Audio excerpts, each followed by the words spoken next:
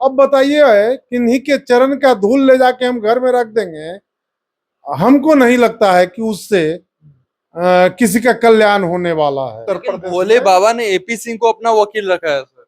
किसी को रखने से क्या फर्क पड़ता है, वकील तो सब कोई रखता है। बहुत सारे लोग ये भी कह रहे हैं कि एक भी जो है ब्राह्मण संत पर आज तक आरोप नहीं लगा। जो भी संत जेल गए हैं या फिर जाने वाले हैं वो ब्राह्मण जाति के नहीं। इसको आप कितना मानते हैं? लेकिन जनरली ब्राह्मण कुल के जितने संत हुए हैं वो कभी, माने जो उनके पास शक्ति होती है उस शक्ति को संचय करके रखते हैं, उसको इधर उधर उसका गलत इस्तेमाल नहीं करते हैं, इसलिए वो सक्सेस है जीवन में।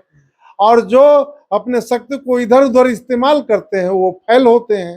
अगर बाबा गलत किए होंगे तो भी उनको भी बाबा भी देखिए, जेल जा सकते हैं। हाँ, कानून संगत कार्रवाई तो किसी पर भी हो सकता है, ये तो गलत है। कोई भी यदि कार्यक्रम होता है तो सबसे पहले वहां के जिला पदाधिकारी, अनुमंडल पदाधिकारी से परमिशन लिया जाता है।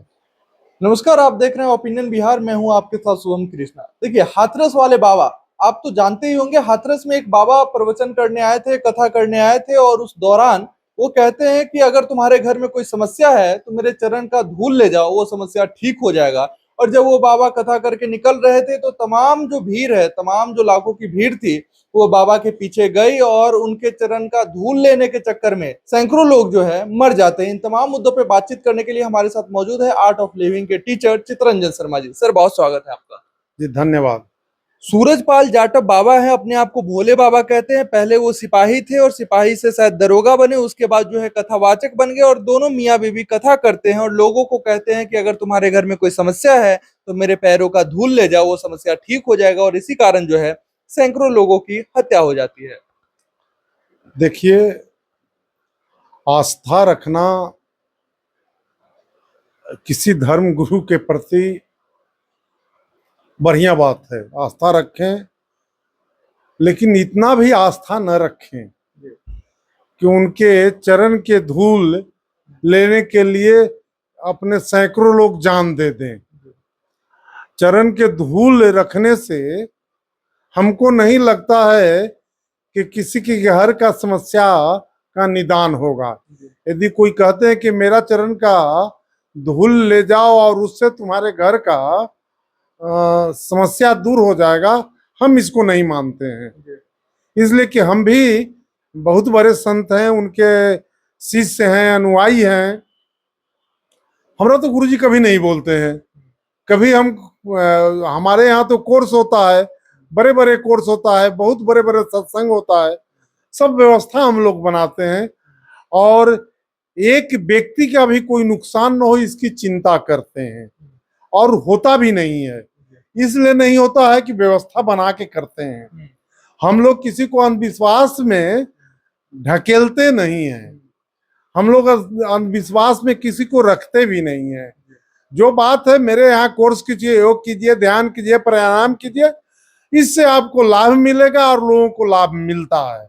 हम लोग यही सिखाते हैं। सर, दर्शकों को विश्वास और अंधविश्वास में अंतर बताते चले।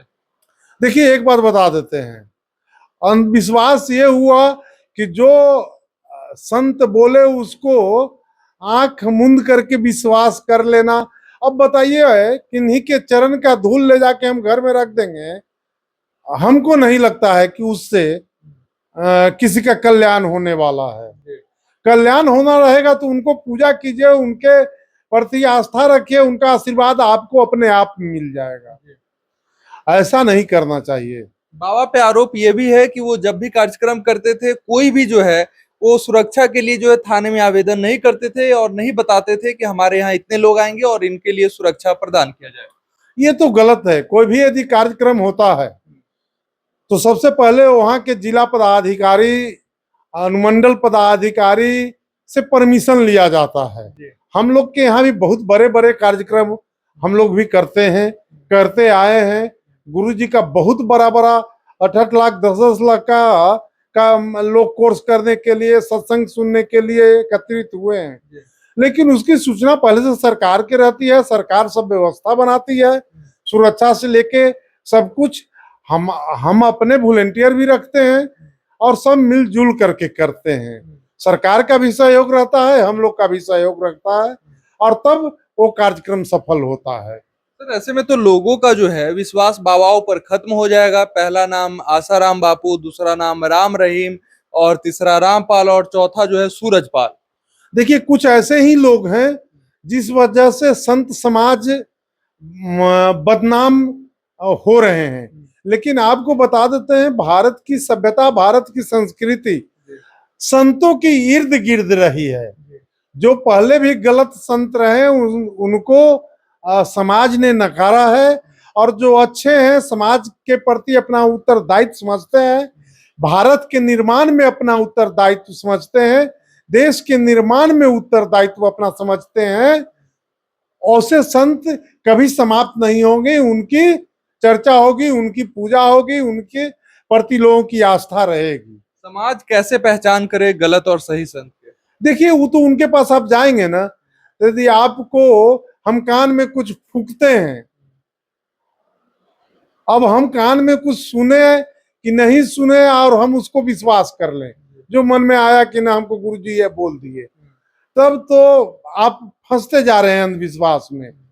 लेकिन यदि हम सुन लेते हैं और सुन के कुछ करते हैं, तो हम उचित और बढ़िया डिसीजन लेंगे जीवन में। बहुत सारे लोग ये भी कह रहे हैं कि एक भी जो है ब्राह्मण संत पर आज तक आरोप नहीं लगा। जो भी संत जेल गए हैं या फिर जाने वाले हैं वो ब्राह्मण जाति के नहीं। इसको आप कितना मानते हैं? देखिए, ऐसे भी सबका कर्म के अनुसार सब चीज बांटा गया है। स्वाभाविक बात है कि अपवाद हम नहीं कर सकते हैं। अपवाद होगा भी, ब्राह्मण कुल के भी कुछ लोग गए होंगे, तो हम नहीं कह सकते। लेकिन जनरली ब्राह्मण कुल के जितने संत हुए हैं वो कभी, माने जो उनके पास शक्ति होती है उस शक्ति को संचय करके रखते हैं, उसको इधर उधर उसका गलत इस्तेमाल नहीं करते हैं, इसलिए वो सक्सेस है जीवन में।